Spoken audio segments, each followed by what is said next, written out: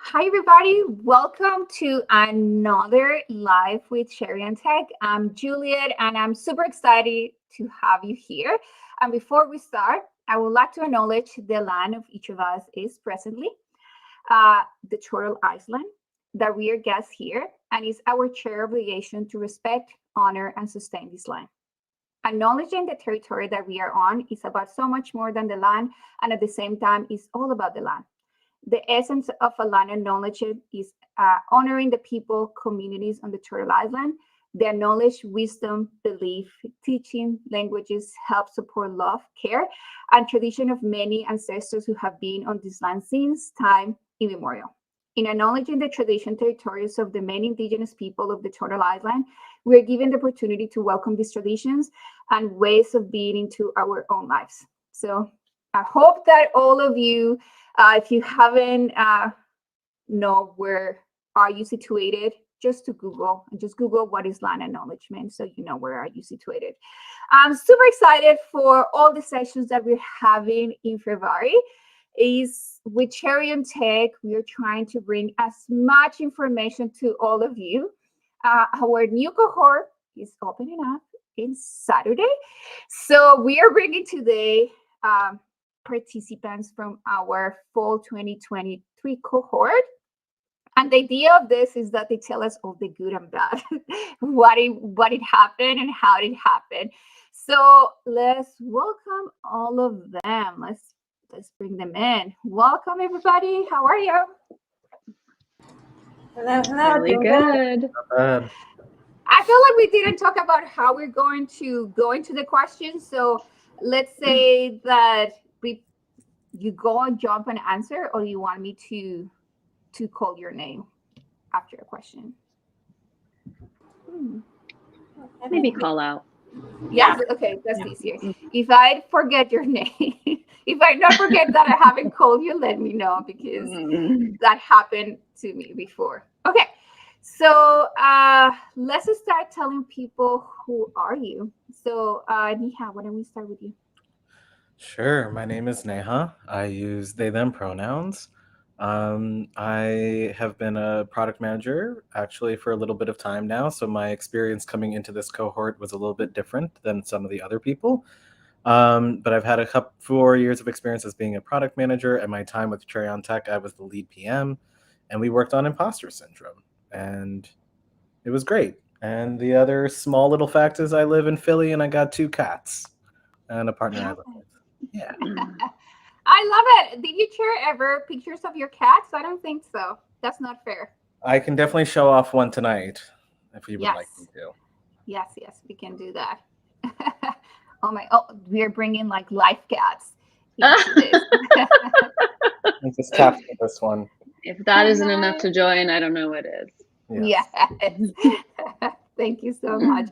Okay, Melissa. Yeah, my name is Melissa. My pronouns are she, her, and I have been an implementation manager in my work, but I joined Cherry on Tech as a product manager, which I'm actively looking to transition into. Absolutely love my time with Cherry on Tech. Very excited to talk about it. And my unique fact is that as of December, I have been to all 50 of the United States. Very proud of that. Wow. Yes, I feel like last year when you were mentioning this, you didn't have them all in your list. So this is like a great accomplishment. It was Yes. Pennsylvania that was the 50th one, so I did go to Oh, Philadelphia. Nice. nice. Okay, Archaa. Hi, everyone. Sorry, I had a little tech issue there. There is a machine shredding a tree that decided to park outside my window right now. So please bear with any noises. My name is Archaa. My pronouns are she, her. And an interesting fact about me is that I'm a published children's book author. So, yeah, that's a little bit about me. That's pretty cool. Very cool. Thank you. I love unique facts and fun facts about people because they always surprise me with something amazing. Okay, I know that some of you already share about what did you do before tech, but if you're transitioning to tech, what did you do before and what were your expertise, and why now into the roles that you chose? Um, Neha again. So like I said, so I have had I was already in tech, but what I thought was really cool about moving into product, I had been in more of a customer success role previously. And what I really like about going into product management is that it reminds me a little bit of organizing. And what I mean by that is that it requires you to coalesce around an idea, one single idea, and try to actually talk to all these different stakeholders and try to figure out what is the goal, what are we trying to do, how do we know that we're moving forward together and actually getting it done. So that's like a part of like why I really like product. It was a new field for me that I hadn't heard about, even being in customer success and being in the tech field before.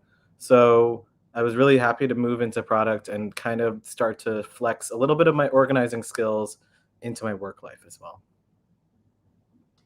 And this is a good one maybe to go with Melissa because you are a PM. So what about you?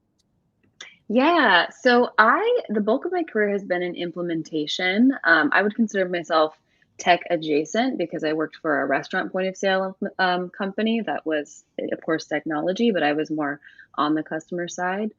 And I recently got my degree in leading innovative organizations, and I feel that innovation is kind of what tech means to me. I think that innovation can mean a lot of things, but I just love the fact that you're never having the same day twice, and you're kind of always on your toes. I'm someone who gets bored a little easily, so I really love tech for that reason, and specifically product management for kind of that collaboration piece and that ability to, impact that tech and really have an impact on what you're doing for the company you work for the customer that you're working for as well.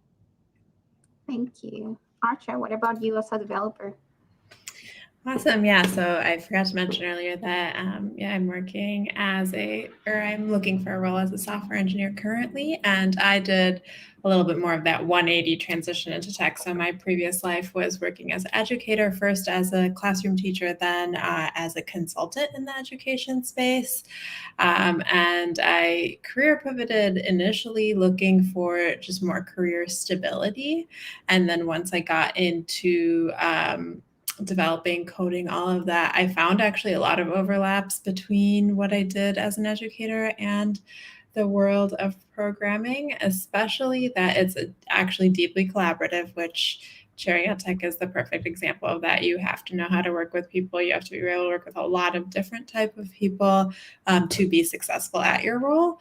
And it's also pretty creative. I think that if you want to be good at coding, you have to be able to problem solve creatively. People think it's pretty cut and dry, black and white, just like typing some zeros and ones into a computer, but that is not what we do in the world of programming. So that creativity drew me in as well, and is something that I brought in from my previous career, creative problem solving. So yeah, it's a little bit. Love it. And I feel like I'm a career changer and I changed careers back in 2020. And we all struggle. There is some struggles when changing careers. So what do you think are the major struggles and challenges that you are facing right now as you change into a new space, Archaa?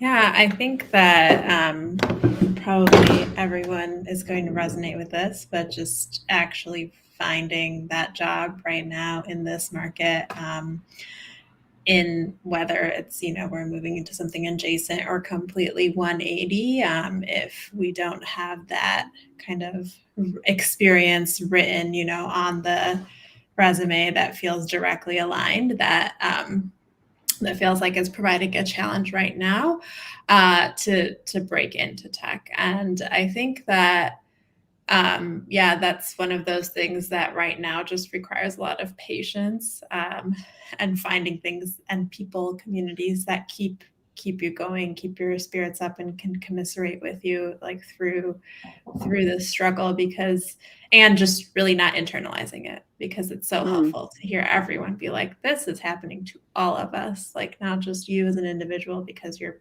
not good enough. So yeah. Love that. Totally. Is there anything different from that, Melissa? I would say that exact thing. Yeah, it's that paradoxical. You need experience to get experience, but then you need experience to get experience, which is why I really appreciate Cherry on Tech specifically. But yeah, also I'll echo that uh, it's tough to maintain your confidence through all of that because I think that everyone has things they're really good at. Everyone has areas for growth. It's tough not to question, am I really good at the things I'm good at? And do I really have too much growth? But I think that's something that working with community really helps, and being able to really flex those muscles to say I'm learning at the things that I need for my gaps, but I'm also flexing the muscles that are the things I'm confident in. Neha, anything to add there? Not more than kind of what everyone has said so far. As a person that even has experience that's going through this process, it's difficult to relay it regardless, right? Mm-hmm. So it's difficult to relay within an interview the best answer that you can possibly give, right? So when you're talking to these more experienced people, they have a framework that's specific in their mind of who they exactly want. So I think it's difficult even then to do it. And I definitely know that Cherry on Tech has been a place where, as a person that has been looking for a little bit of time, I was able to sharpen my skills again. And I think having an opportunity to kind of teach people about what are like product practices and moving a team along and developing a little bit of a small culture, it really was very motivating to me to actually have that experience to continue to look for that role that's going to be a best fit for me. So I've definitely appreciated the opportunity to work on this. And also the other part that I really like about Cherry on Tech is that there's no initial tech ego that people are coming in with. People are very willing to learn. It's very collaborative, and they just want to do a good job. I think that's like the best part of it. Yeah. Love it. And I think a lot of people Totally. is asking, what is this Cherry and Tech and what are you talking about? So Cherry and Tech is a volunteer organization that we empower underrepresented genders, so women, non-binary, and trans people to get into tech by the power of Tech Squad. And last year, we started inviting more tech squads into Cherry and Tech by the cohort program. That is a 13-week program where we put tech squads together. So two PMs, two designers, and three developers, and they work in like an end-to-end project where they can develop their skills and most likely feel confident and have a space where they can learn and they can fail and they can learn back again and see how it works. I think for me, coming into tech and not having that experience or not having any space where I can be vulnerable and make mistakes, it was really hard. So the tech squad really helped me with that. So I know that all of you mentioned already, Miha, you said a lot of what you like about Cherry on Tech, but what inspired you to join the cohort last year? So let's get back to you, Miha. What inspired me to join the cohort? Yes.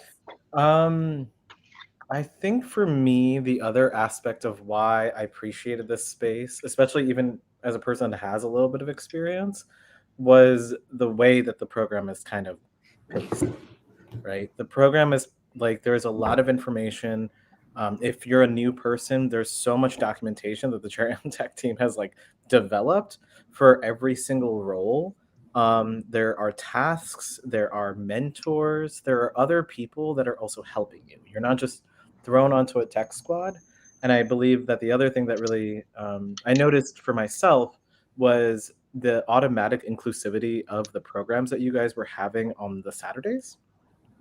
Like there's a lot of organizations that say that they're diverse and that say that they're inclusive, but it's not always just inherently throughout the program. And I would say that you guys have done a good job with doing it without like force feeding it to people as an option. So I think that was another thing that you can get out of this is that at least for me, I was able to connect with mentors in a way that I hadn't before. I was able to connect with people that I would not have been able to before. And because of that, I've gained people that I can do mock interviews with.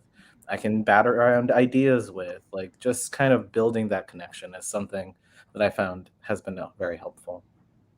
Love it. And I will say that for us to be keep pushing what it is to be diverse and inclusive, and I don't like to say the other word because it's so hard, equitable. It's always so hard that I avoid it. We're bringing consultants that are going to help us, this cohort, to be really digging into this. So we're trying to bring as many people that they are down for our mission that want to help. So I'm super excited for what is coming for the next cohort. But let's get it back to Archaa. Yeah. Sorry, I I cut think you and then that's okay. I jump back in right after, no worries.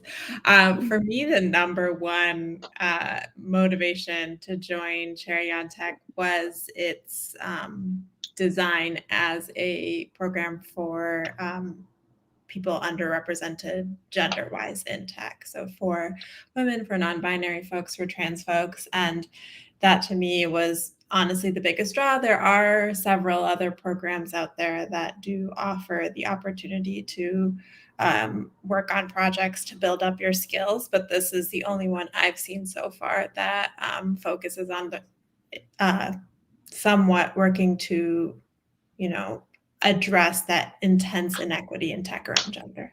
And while it was, like I'm sure whatever job I get won't be as awesome in terms of its diverse representation as my tech squad, it is just was so amazing to be in that space, especially after having gone through a tech boot camp personally. That was the opposite of that. There were for women in my cohort, and like everybody else were since cisgender men, and they were like, wow, this cohort has a lot of women in it. And I was like, what? I come from a field that has like the opposite gender inequity. Like I worked in education, which is like disproportionately cis women. So just like coming into tech, that was one of my biggest kind of hesitations that, wow, is this just going to be me constantly being like mansplained to by a lot of dudes or something like that. So yeah, just really awesome to, again, I know that statistically speaking won't be as diverse probably in whatever job I end up in, but at least just being able to build the skills and the communication ability to be confident in what I know and understand in an environment that feels much more safe, much more inclusive, much more representational of me. I also was so happy to find that my squad had a lot of racial diversity as well. That was really great to see. And I know that's not like necessarily a selecting factor in applying to Cherry on Tech, but I really appreciated just that seems like there is this intersectional lens that you all are applying to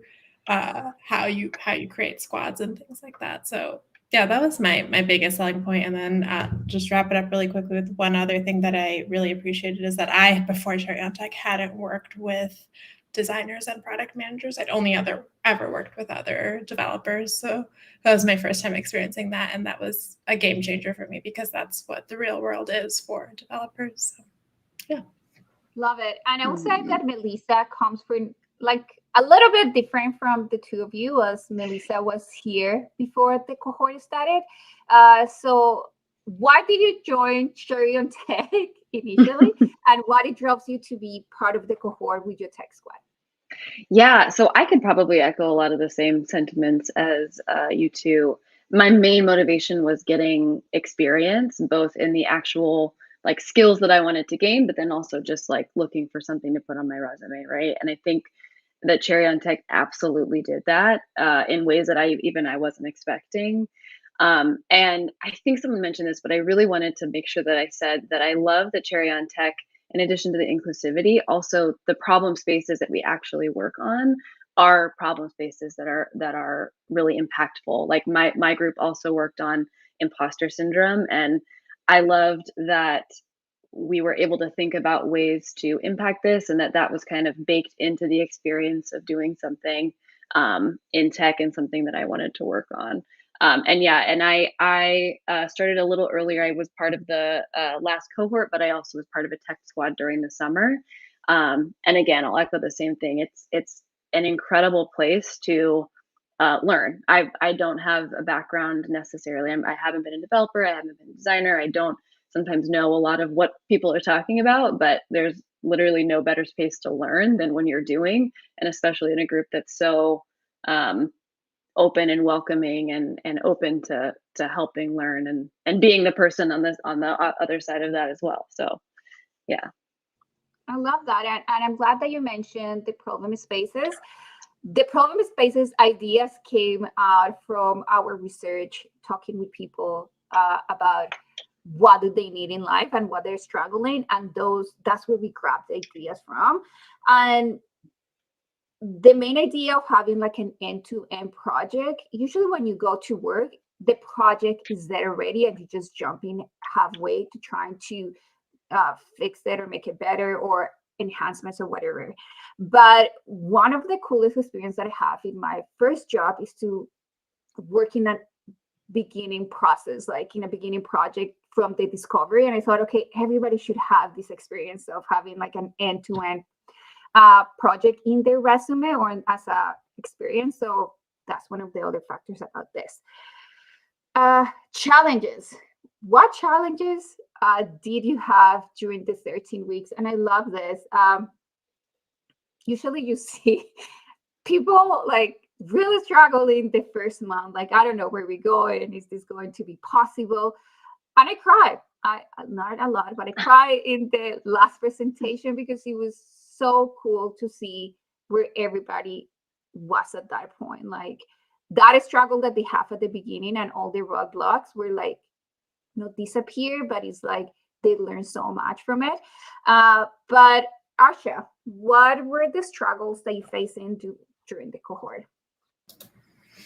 Yeah, I think that my squad had a lot of bumps along the road. And, it's like one of the issues was we had just kind of for, whatever personal reasons, we just had people who weren't able to stick around. So we were losing members and then gaining new members, but then they also weren't able to stick around. And so that made the team dynamic, shifting constantly.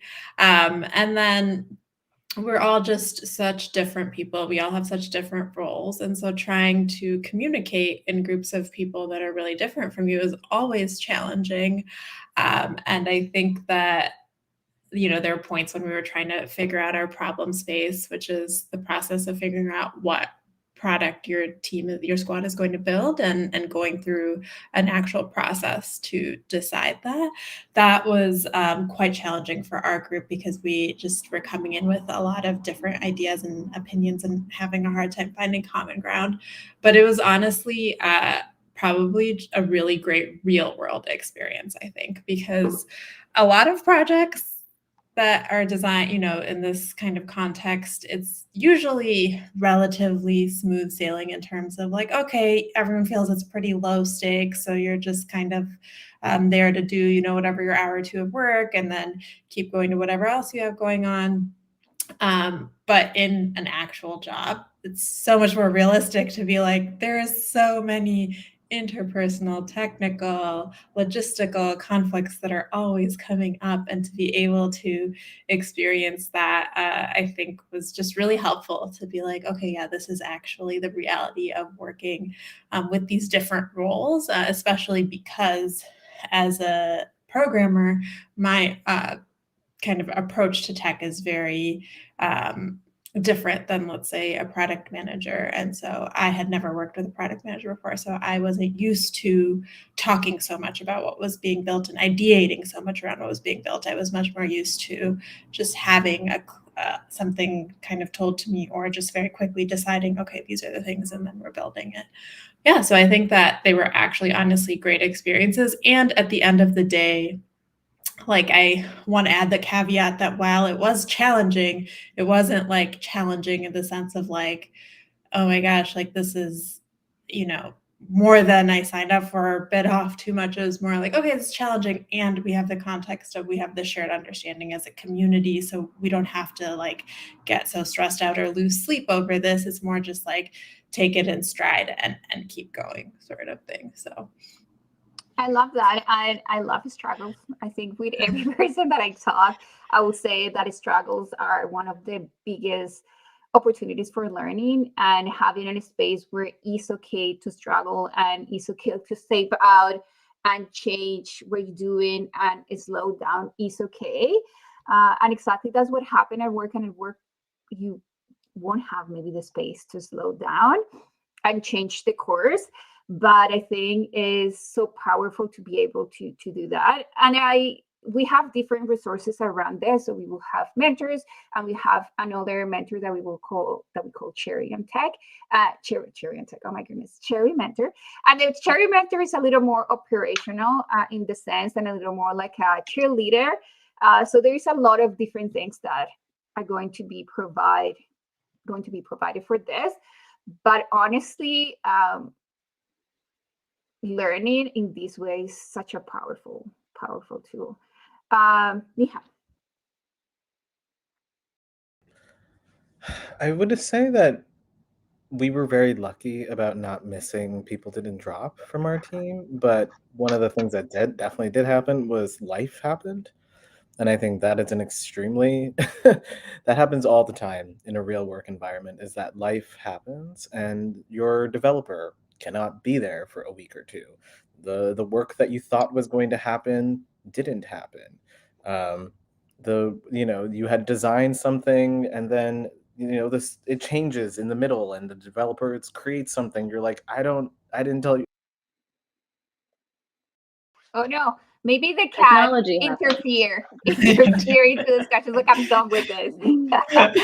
It's like, let me be part of this, Hey. please. What Come happened? back. I'm so sorry. What happened? I I don't don't know. know. We were It's just talking The about the me. cat. cat. We're blaming the cat. Yes. Okay, we can always blame the cat. Where was I? So I don't. Life happens. You were just saying that that life happens and that people had things come up. Yeah, just like that is the most real life kind of example. It was funny. It was almost funny to me that like it was so relatable to work in that way, because I like when you're working on a project during work and you've given your stakeholders a deadline. You've kind of come up with this idea. You're like, I am expecting something to be done, but then life happens. Something the designer didn't do something. The So I think it was really interesting that within our team we were able to actually work on those real life example of how do we fix this? Like, how do we improve our communication so we can let each other know? How do we then adjust our schedules? How do we then adjust our expectations? And I think that was a really important thing to learn, was developing that understanding of each other. Because when you work on a squad, uh, you, I feel like what I've seen sometimes in the past is that the team does not get along. So actually having a team that gets along or understands each other or understands where the other person is coming from, especially when we had a couple of instances during our design efforts when we were ideating on the product, we were just like coming up ahead against each other. One person had one idea, another person had another idea, and we're like, well, we can't do both. Um, so being able to work through that problem, and it wasn't even me who kind of was like, maybe we should stop and chill, like it was someone else, and I was like, oh, this is so helpful, and this is something that I know I can use down the line when I come into a real life experience, is like sometimes pausing, taking a little break, coming back, and that really helped our team kind of grow together, and I really appreciated that. I think just the other constraints was just the fact that everyone was new. um, Everyone was very new, and just like you said, Juliet, like in the beginning, I was like, I am a little confused about what we're trying to do here. But it's like a little bit of like trusting the process, trust the process, and that really helped out to make it come to fruition. Um, I of course have other. I'm like, oh, we can do this and this, but I think it's good when if you're I always say that feedback is never good or bad, is at least engagement. So if you've at least engaged them into the process and they give you some kind of feedback, that's something you can use. It's up to you whether or not you use it, of course, but at least they were engaged enough to say something. So yeah, I think that, the constraints that we had against the team was very funny and very like, we don't have a back end. Like, there were some technical things that I was like, I'm okay. All right, let's pivot. Let's pivot. Let's pivot. And it was good to be able to work that muscle also, especially as a product manager, of like pivoting, understanding scope, understanding the resource constraints and the skills constraints that you might have. It gave me a lot of opportunities. I've used them in interviews. I've used I've used my experience in Cherry on Tech in my interviews, and people, they like the answers because it's a real world example, and it shows your aptitude of how you kind of move through a conflict or move through new changes, and it's been really helpful. I love that example of using this as for interviews, and I have heard from some people who's like, this is not a real project because it's not a component organization. It's like, well, if that's what you're saying to people, well, that's what they believe. But I feel like having an experience like this and be able to tell in a great story, like how you use your skills and transferring those is going to work. I mean, it worked for me as it helped me a lot to land that first job because I have like hands-on experience that I can talk about. So it's all about how you telling the story at the end of the day. Melissa. Yes, I love that you said that, because one of the challenge that I definitely wanted to talk about was exactly that great story. My group, we bit off a little more than we can chew, especially with the technical constraints that we had, and we had to slash some things, right? We couldn't include every single thing that we had decided. And while that was a challenge, that was an incredible experience because it allowed the group, but me specifically as the product manager, to flex that muscle and to have a solutions approach to the thing that we were trying to do, right? It's not about the feature that we're trying to turn out. It's about the thing that we wanted to solve. And so, yeah, while that was a challenge, that was like, and I've used it in an interview. I think I consider that something that I like have in my tool belt that really, really helped. And then I also, I think we've touched on it a little bit today, but I also want to just acknowledge the like knowledge gaps and self-doubt as a challenge within this, because like I said, some of us have experience, some of us don't. It can be really easy to be embarrassed about not knowing things or be kind of unsure about how to go forward, especially when you're working in a program that is week by week and you got to just move on to the next thing. But again, I think that really helped us in being comfortable with each other and just, for lack of a better word, forcing ourselves to just do the next thing if the previous thing wasn't perfect, and be comfortable in that. And I think that in itself is a skill as well. I love that. I feel like being uncomfortable in an uncomfortable space is such a powerful thing. Like being comfortable in an uncomfortable space and you being uncomfortable. I don't know if this makes sense what I'm saying, but it's okay. And this is something that it will happen at work anyway, regardless if you have like tons of experience or not experience, is always going to be there. So to being aware and jumping into it, being scared is, I love it. Again, I love the struggles. So, okay, what were some key takeaways away or lessons that you learned during the program, Melissa? Yeah, I'm glad that I went next because it's kind of an extension of what I just said, which is it's okay to do work that isn't perfect. It's okay to do bad work, for lack of a better word, I suppose. Like I'm someone specifically who's can be kind of prideful and can be kind of nervous to share work that isn't 100% or that I don't think is like, ready to go. But I think that you get the most out of an experience and you get the most out of the project that you're working on when you actually just do that. So not being afraid to jump with a parachute that might not be 100%, but will still get you to the ground safely. And then the other thing that I really, really loved about the cohort was the workshops that we did on Saturdays. So every kind of Saturday we talked about something different, and one that really helped me in a lot of ways, both professionally and emotionally, it was the values workshop. And when we talked about like what do I value in work? What are some strengths that I bring to the table? I think that was such a great way to um, you know, it was such an additional, like a cherry on top for cherry on tech of like working on skills, but then also taking that time to like talk about that space and talk about it with the community and feel like, again, like I said, it feels lonely sometimes when you're trying to transition and all of that stuff. So that really helped um, build my confidence a lot, I would say. I loved it. And if people is asking or they don't know about the Saturday meetings, so we call this global meetings that happen on Saturdays, and we have like 1 hour with all the participants get together and we talk about a little bit about the week, but most important, we bring a guest speaker and they talk about different topics. And I would say we have super excited news for the new cohort 2 coming up. And again, everybody is invited to this, is the job readiness after cohort program that is going to be dedicated absolutely just for like, what are the things that you need? And I feel like because the talk that you were mentioning, that usually we have 2 talks at the end of the program, closer to the end of the program, that are all about getting ready for that next step. We are moving all of that into like a after program that is going to be more powerful for everybody. See, we have a lot of news that you let me share here. Archaa, what are the things, the main takeaways?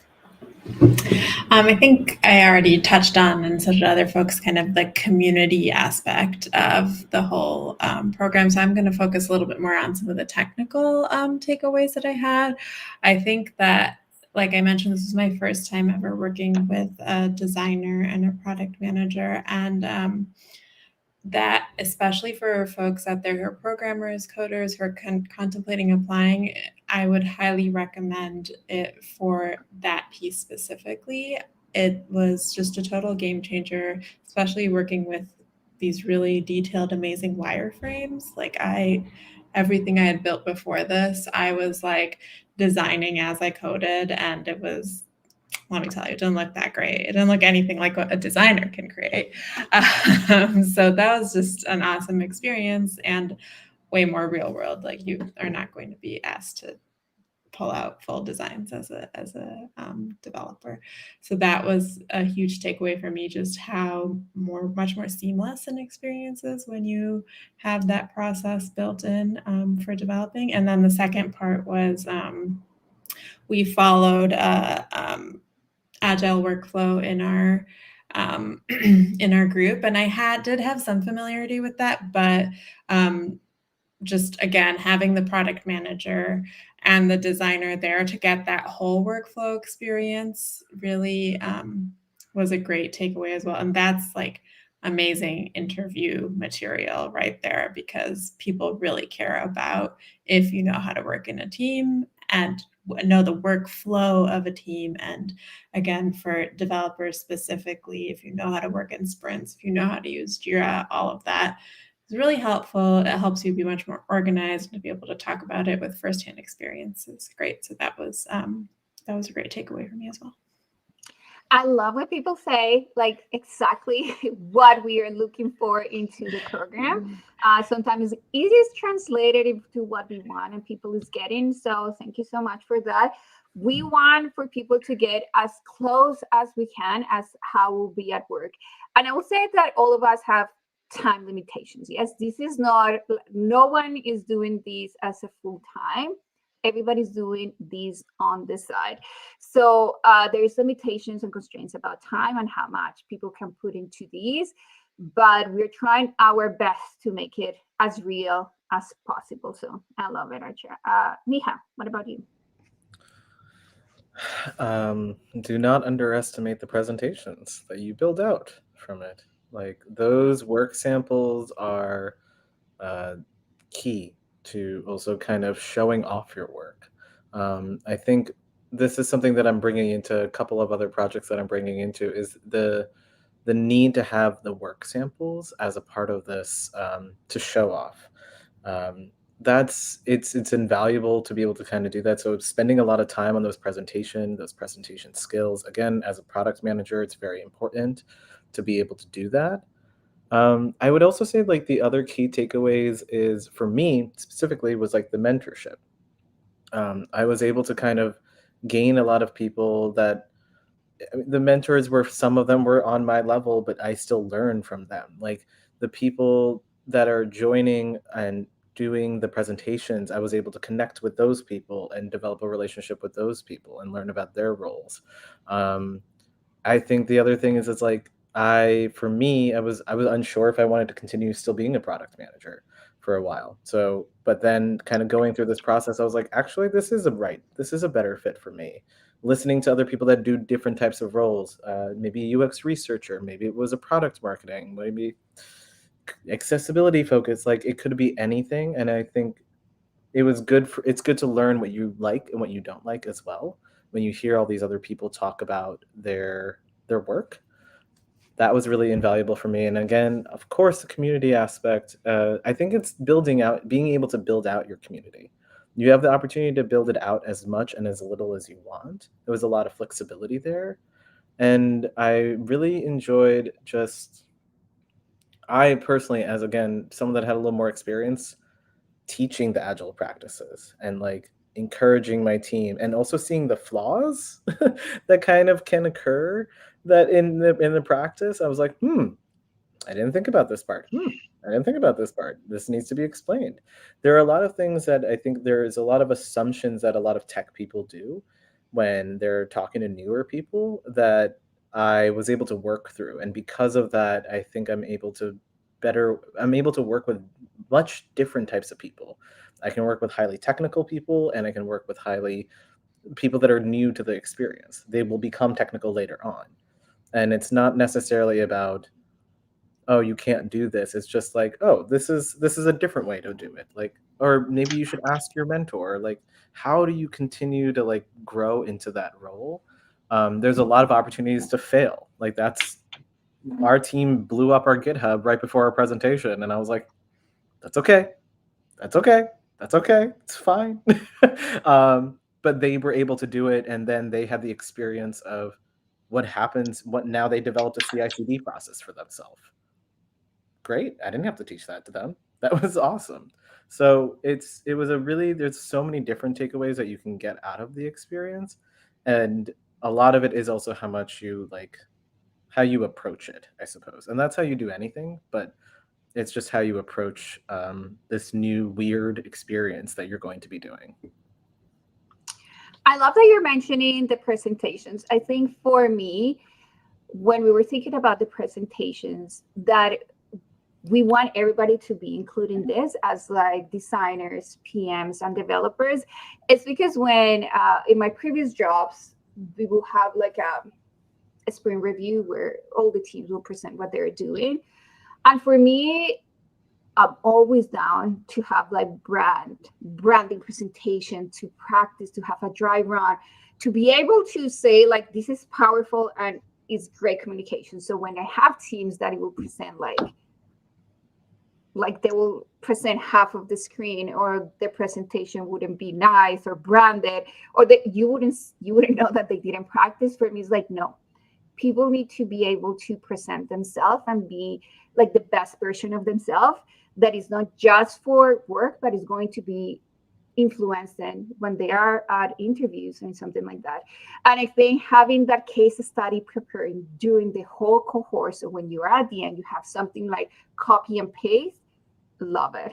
This is something that I do at work. Every time that I finish a project, I do a case study that is for work, but I use it for myself, for my case study. So how you can utilize these tools for yourself or to add.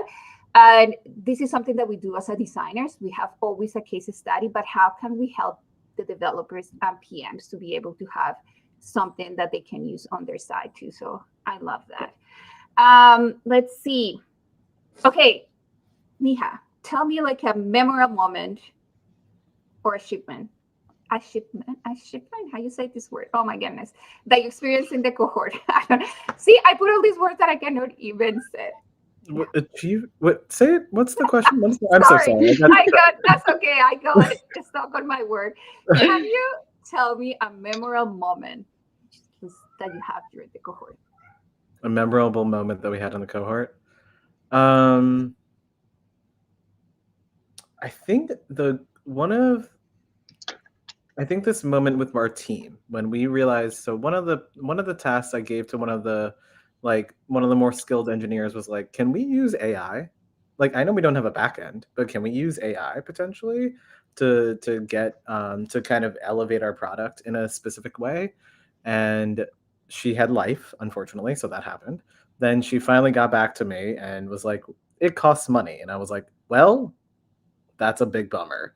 We will not be able to use that. But then just watching our team, I didn't have anything prepared. I had a whole plan of like all the product things that I wanted to do, and I had a whole plan for it, and we had to completely shift.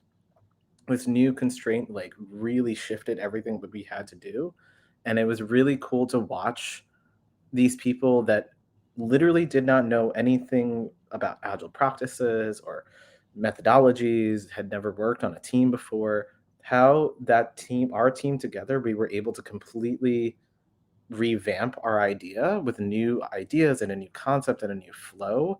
It was very last minute, but it still felt very clean. No one was like upset with one another. We were able to kind of develop a new plan, a new pathway, and work together on it. And it was really cool to be like, wow, look at us. That was really cool. That was like, that's not something that normally happens. Normally, like when a new constraint happens, people tend to get very upset. They're like, oh, I had this idea, I had this plan. And I think it's because of the people that join Cherry on Tech, right? I don't know if I would feel this at every boot camp. I know I haven't felt it in a work environment before. So I think it's also about the people that come to Cherry on Tech and also how the environment that you guys have built around it, where it's like we're doing all the fun parts of product, or we're doing all the fun parts of tech without the nagging feeling of the CEO is about to bother you. We have a deadline. We have this, like, so it's, you get to kind of enjoy the experience a little bit more without the like intensity of being in a tech environment. You get to learn all the difficult parts of like working on a team. There's tech constraints. I'm new to this part. I don't know how to do this. You get all that experience, but you get to do it without the the ceiling crushing down on you of like, there's stakeholders, they're the CEO, you don't have that. So you get to experience the more hopefully enjoyable parts of the tech process. Love it. See, I have an idea and then I forgot it. Oh, about the constraints. Even though we would like everybody to be able to do anything that they imagine, that's never like a reality. Like at any space, they're going to be always constrained. So even though we explained at the beginning, there's like, hey, no backend, it takes a lot of effort. It's hard to imagine because I feel like any tool that we use today, it has that capability. Yes. So come out of that space and say, what do you mean that we cannot do this? It's like, yeah, you have to give me a solution without that. And I love that. I love that constraint because he put everybody in like, what are we going to resolve this? And again, when you show all the projects, yeah, you will have liked to do more, but you work what you have in your head and make it possible. So I love that. Archaa, a moment that your memorable moment. Yeah, I had a lot of memorable moments with my fellow developers on my squad. One is that we just really were rocking our Git workflow. So we had just like this really great system down where everyone was doing these really great detailed pull requests. We had a pull request template that we had put in. And it just made it feel really organized, really clear that, okay, this is what we've done, this is what we need to do. And we actually took really detailed time to give each other thorough code reviews. And that was really, it just felt like everyone was really invested in each other's code and in in kind of building the best product. So I really enjoyed that process with my developers, and I feel like we did a great job just kind of being really intentional in how we were building out our product. And these are processes that you can take to work. I feel like when you go and talk to people at work, they're going to say, we have issues with this. So it's like how you bring in your ideas that you have done in the past to improve just the relationship and the workflow between people. That so I always recommend anyone to have like a work diary. Write down all these things. You will always think, oh yeah, I will remember everything that I did and how. No, that's a lie. You won't remember. I don't remember even like what I did yesterday. So having a work diary with all these things that you went through and the struggle and how you resolve it is going to help you so much to put it out of like any time that you have an interview. Melissa, your memorable moment. Yeah, I think my memorable moment, look at me. There was tons, but I think the one that really resonated with me was when just in the first couple of weeks of the program and we were just ideating. And I really, this is exactly what I love about things like this is just that we all collaborated. We all really were having really open and honest conversations about our own experiences with imposter syndrome, about all of the things that we learned. And then, like I said before, we did all of that. And then we were kind of like, it's not perfect, or we don't have everything totally ready, or we don't have all of the, ABCs of every single thing. And so I loved that moment, that collaboration with the team. But then I also really loved the moment where we all took a step back and we were like, all right, we got to just do it. Like, we got to just go forward with these maybe imperfect ideas. Maybe we don't have all of the research ready. Maybe we don't have, everything dotted and t'd. But I think that was a really huge shift in not only our group's way of thinking, but my own way of thinking that kind of kept on with the rest of the program and what I still carry with me today. And I feel like this comes with the idea of what do we want with any product and how we approach is like the best user experience that we can give to anyone. If we keep perfecting and never putting out and never be in front of the user, how do we know that they really like it and that we can improve it? So I feel like this sense of perfection is imperfection. I will say that it's just going out what you have in your hand and test it. And mostly thinking, I think something that Melissa, you mentioned at the beginning is we are all doing our best at this moment. So I think to come back to that sense of thought of like, yes, could I do better? Yes, but is this my best at this moment with the things that I have in hand? And being conscious about that is super powerful. Okay, to finish, our last question, I'm deleting all of the ones there, and I'm going to ask you one that is not in our notes. If you will give a tip or suggestion for anyone that would like to apply to Chariot Tech, what would be like one tip or one suggestion? Archaa, I feel like you're ready. They're thinking. Is it like a suggestion for the application process or for when they're participating? I mean, I will say for the application process is first comes, first serves. So we are open our registration this Saturday, February 17 at 9 in the morning. So just apply. But any tips to be on during the 13 weeks program? I would say my tip is to like get to know your team, lean into the connections with them, and just be excited to work with them. Don't stress about like how many of the to-dos you've checked off and like how much don't stress about all the logistics. Lean into the relationships. I love that because I feel like this is one of the learnings that I have working with Archaa on the tech squad. Is like, we don't need to do everything. Let's just do what we have and then see what happens. And I think that was super surprising when you presented the project at the end. It's like, did you ended up adding all of this? Like, when did you have time for that? So it's like, okay, like an extra surprise. So I love that. Melissa, what about you? What tip?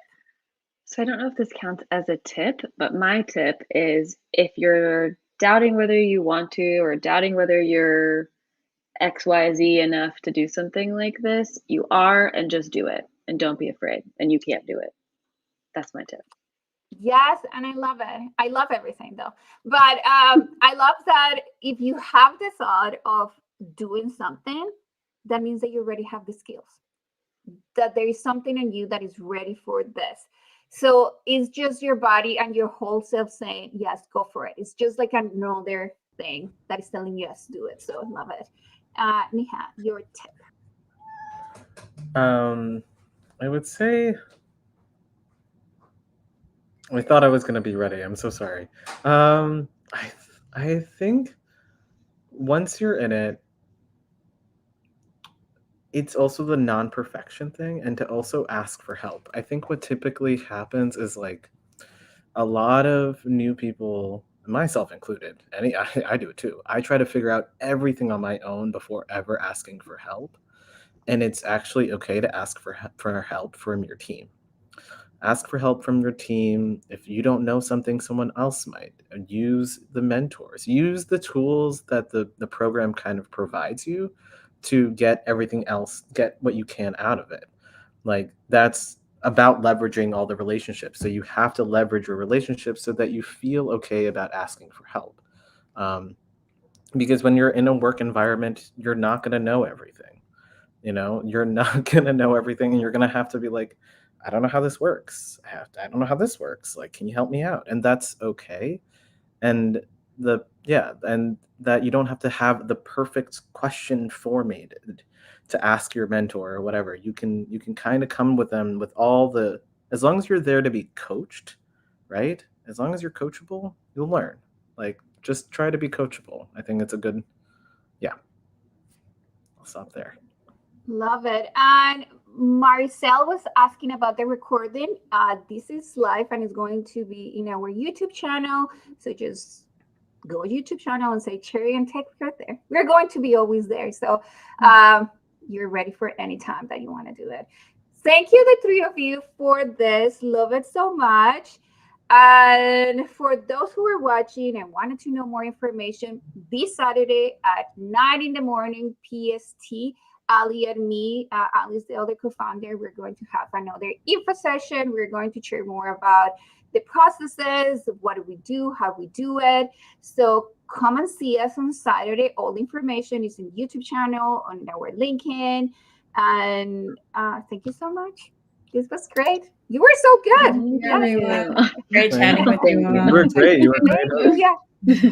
I'm a great host. I tried. I practiced a lot for this. Thank you, everybody. Take care. Bye. Easy.